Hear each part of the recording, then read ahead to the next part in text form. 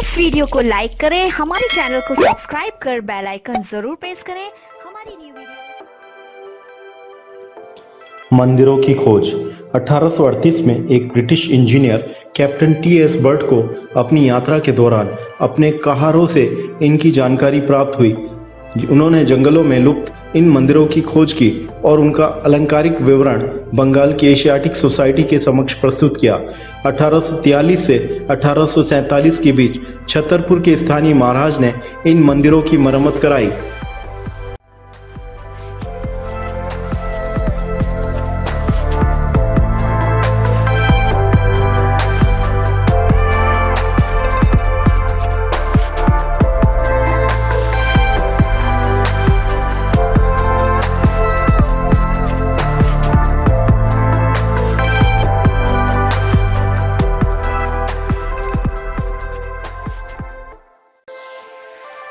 General Alexander Cunningham ने इस स्थान की खोज 1852 के बाद कई यात्राएं की और इन मंदिरों का व्यवस्थाबद्ध वर्णन अपनी भारतीय पुरातत्व सर्वेक्षण की report archaeology survey of India reports में किया।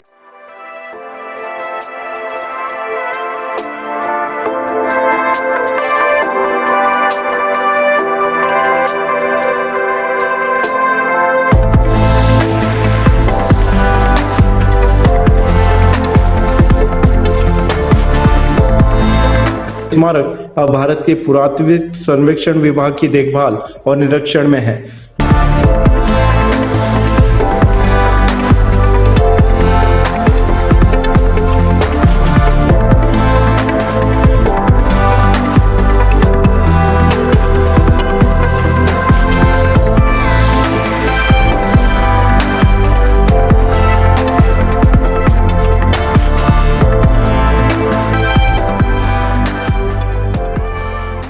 जिसने अनेक टीलों की खुदाई का कार्य करवाया है।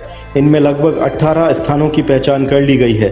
सन 1950 से 1951 में भारत के पहले राष्ट्रपति डॉक्टर राजेंद्र प्रसाद खजुराहो हुआ है। इस दौरान यहाँ के निवासियों ने खजुराहो के विकास की रूपरेखा उनके समक्ष रखी। उसके बाद वर्ष 1955 में पंडित जवाहरलाल नेहरू का भी खजुराहो आगमन हुआ। उन्होंने खजुराहो के मंदिरों की सराहना करते हुए इसके विकास की दिशा में कदम उठाने का आश्वासन दिया।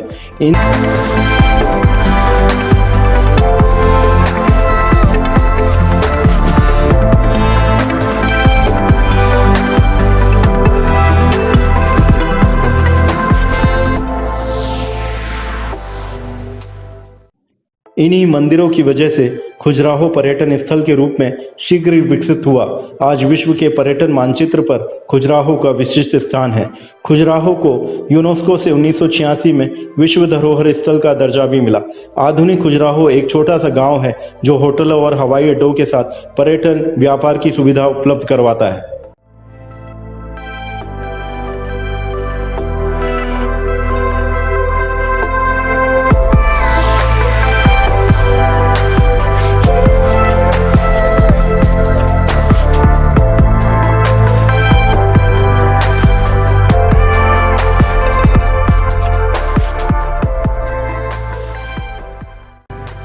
कलात्मकता।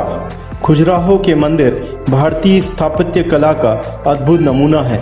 खजुराहो में चंदेल राजाओं द्वारा बनवाए गए खूबसूरत मंदिरों में की गई कलाकारी इतनी सजीव है कि कई बार मूर्तियां खुद बोलती हुई मालूम देती है। दुनिया को भारत का खजुराहो के कलात्मक मंदिर एक अनमोल तोहफा है।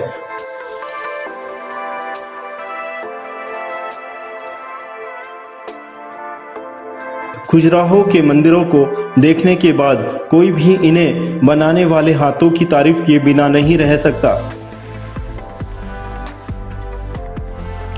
निर्माण के पीछे कथा।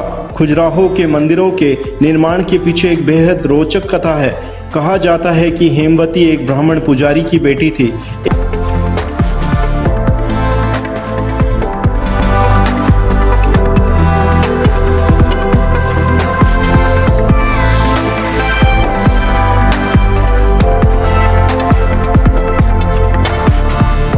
एक बार जब जंगल के तालाब में नहा रही थी तो चंद्रदेव यानी कि चंद्रमा उस पर मोहित हो गए और दोनों के एक बेटा हुआ।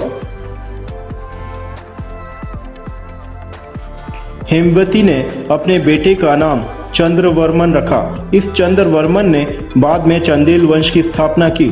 चंद्रवर्मन का लालन पालन उसकी मां ने जंगल में किया था। राजा बनने के बाद उसने उसके मां का सपना पूरा करने की ठानी। उसकी मां चाहती थी कि मनुष्य की तमाम मुद्राओं को पत्थर पर उकेरा जाए। इस तरह चंद्रवर्मन की मां हेमवती की इच्छा स्वरूप इन खूबसूरत मंदिरों का निर्माण हुआ। खजुराहो के ये मंदिर पूरी दुनिया के लिए एक धरोहर है। सर्वोत्कृष्ट कलाकृतियां। वास्तुकला और मूर्तिकला की दृष्टि से खजुराहो के मंदिरों को भारत की सर्वोत्कृष्ट कलाकृतियों में स्थान मिलता है। यहाँ की श्रृंगारिक मुद्राओं में अंकित मिथुन मूर्तियों की कला पर संभवतः तांत्रिक प्रभाव है, किंतु कला का जो निर्वारत और अछूता सौंदर्य इसके अंकन में निहित है, उसकी उपमा नहीं मिलती। इन मंदिरों के अलंकरण और मनोहर आकार प्रकार की तुलना में केवल भुवनेश्वर के मंदिर ही कला टिक सकती है। मुख्य मंदिर तथा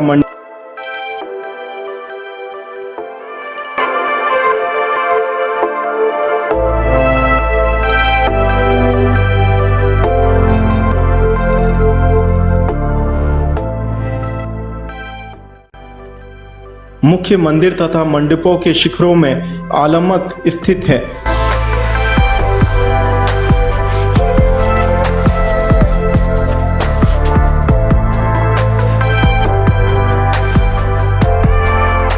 ये शिखर उत्तरोत्तर ऊंचे होते गए हैं, इसलिए बड़े प्रभावपादक तथा आकर्षक दिखाई देते हैं। मंदिरों की मूर्तिकला की सराहना सभी पर्यवेक्षकों ने की है। मंदिर का अपूर्व सौंदर्य, काफी विस्तार और चित्रकार की कुची को लज्जित करने वाला बारीक नक्काशी का काम देखकर चकित होना पड़ सकता है। खजुराहो की मिथुन प्रतिमाएं। इन मूर्तियों के बारे में भिन्न भिन्न व्याख्याएं व विचार है। कुछ की मान्यता है कि ये प्रतिमाएं समकालीन समाज की जर्जर व कमजोर नैतिकता का प्रतिनिधित्व करती हैं। कुछ की धारणा है कि यह कामशास्त्र के पौराणिक ग्रंथों के रचनात्मक आसनों का निर्देशन है। यह भी माना जाता है कि ये प्रतिमाएं कुछ विशेष मध्यकालीन भारतीय पंथ, जो कि कामुक कृत्य को धार्मिक प्रतीकवाद मानते थे, का प्रतिनिधित्व करती है।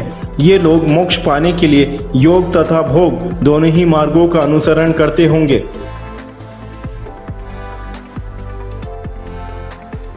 यहाँ हमें यह भी ध्यान रखना पड़ेगा कि प्रारंभिक काल से ही भारतीय कला, साहित्य एवं लोक परंपरा में सदा ही एक कामुक तत्व की उपस्थिति रही है। मिथुन प्रेमी युगल प्रतिमाएं शुंग काल की मूर्तिकला तथा मृण मूर्तियों में भी मौजूद थी। इस कला से अमरावती और मथुरा से शुरू होकर बाद की सभी शैलियों को अनुप्रमाणित किया गया है।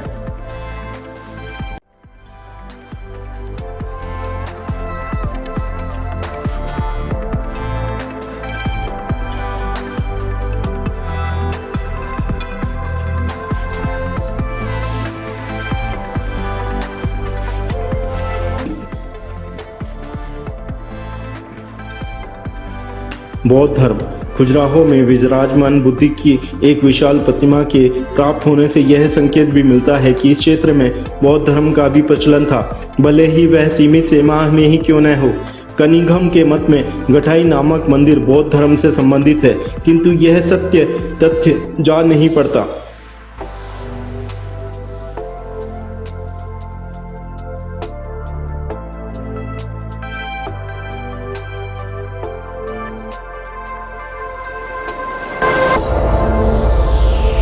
हिंदू धार्मिक प्रणाली। खजुराहो की हिंदू धार्मिक प्रणाली तंत्र पर आधारित थी, लेकिन काल्पनिक संप्रदाय के खोपड़ीधारियों शिव के कपाली स्वरूप के पूजक पृथक थी। ये लोग उग्र तांत्रिक नहीं थे, परंपरागत रूढ़िवादी और ब्राह्मणवादी धारा के थे, जो वैदिक पुरोत्थान और पौराणिक तत्वों से प्रभावित थे, जैसा कि मंदिरों के शिलालेखों से प्रमाण मिलता है।